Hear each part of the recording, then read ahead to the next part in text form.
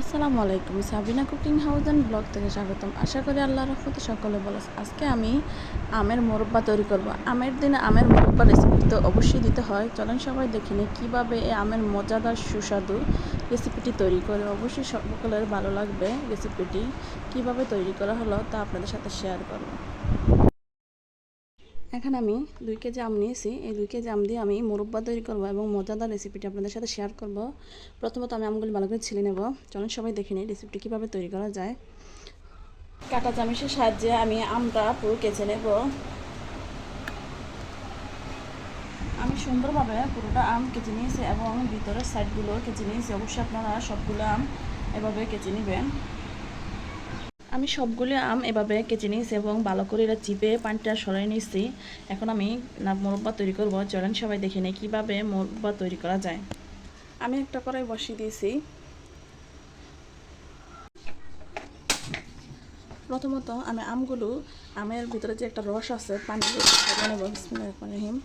এটা আমি আগুনের তাপ দিয়ে পানিটা শুষে নেব। আমের মধ্যে যে একটা পানি আছে এক্সট্রা, ওই পানিটা শুকিয়ে যাবে। এইভাবে আমরা প্রথমত যদি মোরব্বার পানিটা সরিয়ে নিয়ে অবশ্যই মোরব্বাটা অনেক দিন সংরক্ষণ করা যাবে। এবার আমি তুলে নেব। এবার আমি চিনি দিয়ে দেবো। বিসমিল্লাহির রহমানির রহিম। অবশ্যই কম আছে চিনিটা গলিয়ে নেবেন। বেশি আছে দিলে চিনিটা লাল হয়ে যাবে।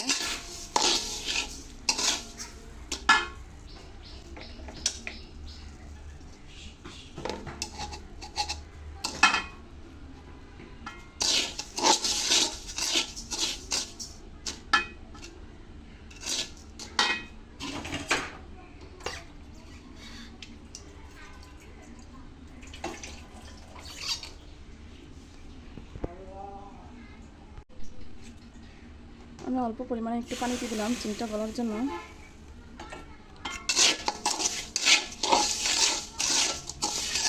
কতটা সুন্দরভাবে চিনিটা গলে যাচ্ছে। দেখেন কত সুন্দরভাবে চিনিটা গলে চলে আসতেছে। এবার আমি দিয়ে দেব 2টা তেজপাতা,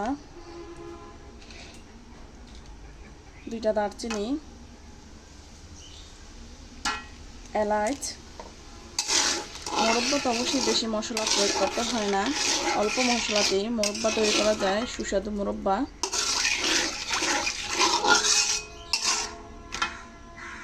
আমি সামান্য পরিমাণে বিট লবণ দিয়ে দিচ্ছি।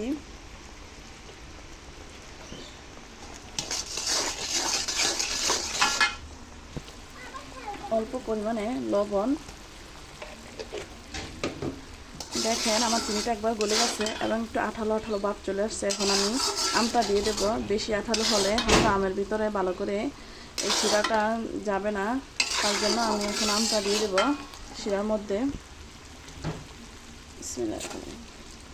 এক এক করে সবগুলি শিরার মধ্যে আমগুলি দিয়ে দেবো।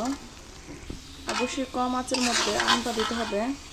বেশি আঁচের মধ্যে আম দিলে চিনিটা অবশ্যই দলা বেঁধে চলে আসবে।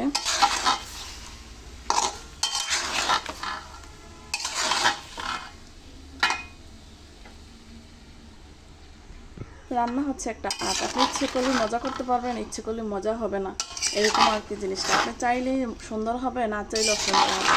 চেষ্টা করলে সব কিছু সম্ভব। প্রথমত কিন্তু আমিও আচার বানাতে পারতাম না। অবশ্যই আল্লাহর রহমতে এমন কোনো রান্না নাই যে না পারি।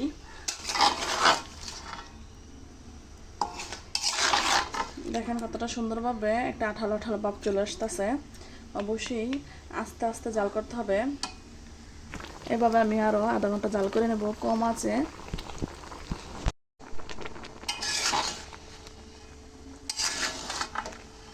আমার আমটি ছিল বেশি একটু পাকা। অবশ্যই আপনারা কাঁচা আম নেওয়ার চেষ্টা করবেন। একবার কাঁচা আম দেওয়া মোরব্বাটা করলে ভালো যাতে।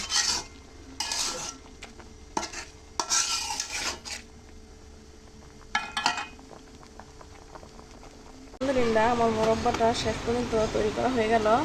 আমি বড় পাতিল থেকে ছোট পাতিলে নামিয়ে নিয়েছি। এভাবে আরও 5 মিনিট জাল করে নেব। দেখেন কতটা সুন্দর ও লোভনীয় হয়েছে আমার মোরব্বাটা।